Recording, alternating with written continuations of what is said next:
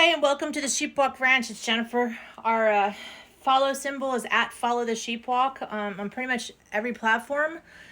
The subject today is a follow-up from the other day where I was really excited about compost. I love wool pellets. So the concept of it is amazing. I'm taking my gloves off so you can see a little bit better what's going on. But this is basically clean out from the mill. It still has some dust on it, maybe a little dirt, I don't know, but it doesn't have seeds in it. That's the most important detail. The recommendation is a half a cup of wool pellet to 1 gallon of dirt. That may be accurate. I have found that you really have to kind of like mix it up. So I took it apart. The other thing I have here is minerals, and I have what I call the green. I know I'm touching poop, but it's okay. I'll go wash my hands after.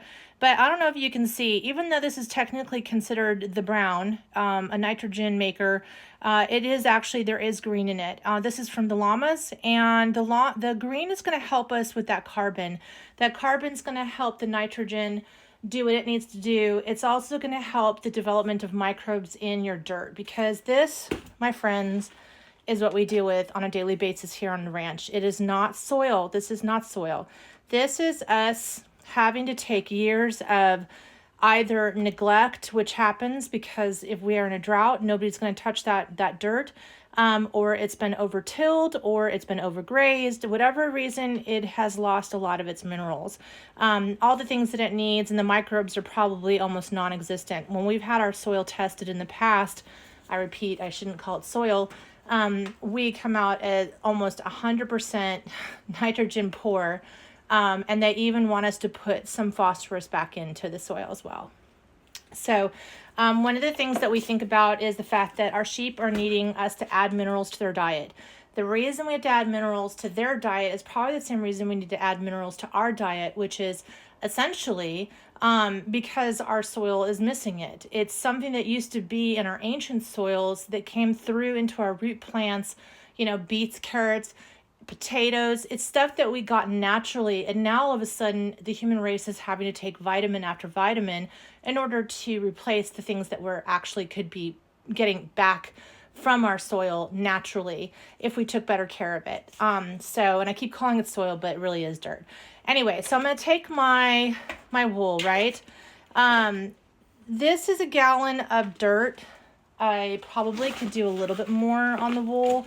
I'm going to remove what I would consider to be a potential catastrophe in the making. And I'm going to divide my dirt up.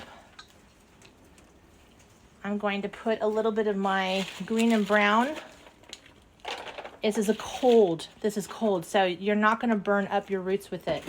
I actually am going to take a little bit of the minerals, a little bit more dirt. I'm not going to put a lot of mineral, a little bit more of my soil enhancer there. Cannot call it manure, whatever you call it here, but fertilizer, because of a big battle. Texas cattle rancher versus a llama raiser. I'm still going to put a little bit, because when I'm done, I'm going to remix this and I'm going to pour this on top. So you're not done here. So this is not, you're not just going to go ahead and dump that over there.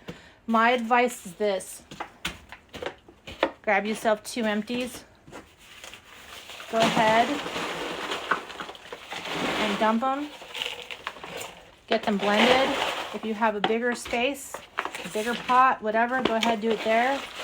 But you really want that to be mixed in. And you can see just that half a cup to that 1 gallon, it's either going to be not enough or it's going to be too much. I've already done a pre-mix in here. So I actually have, 3 of these already in there. Plus I had used perlite. I used bagged soil, purchased from the store last year.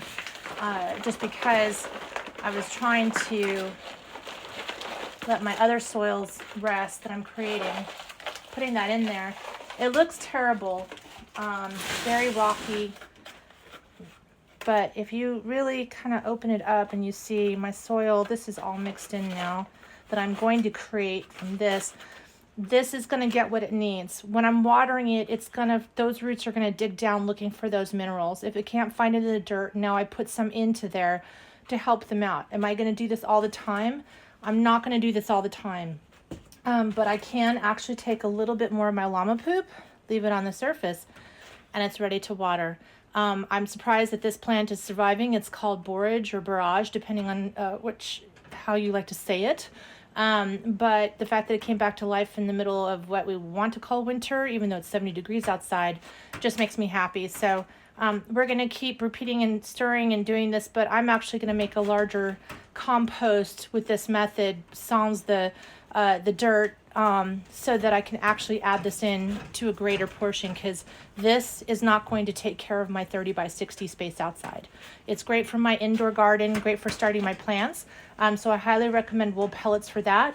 But if you're looking for a larger scale, you need to find your mills and see about getting yourself some fiber. All right, have a great day.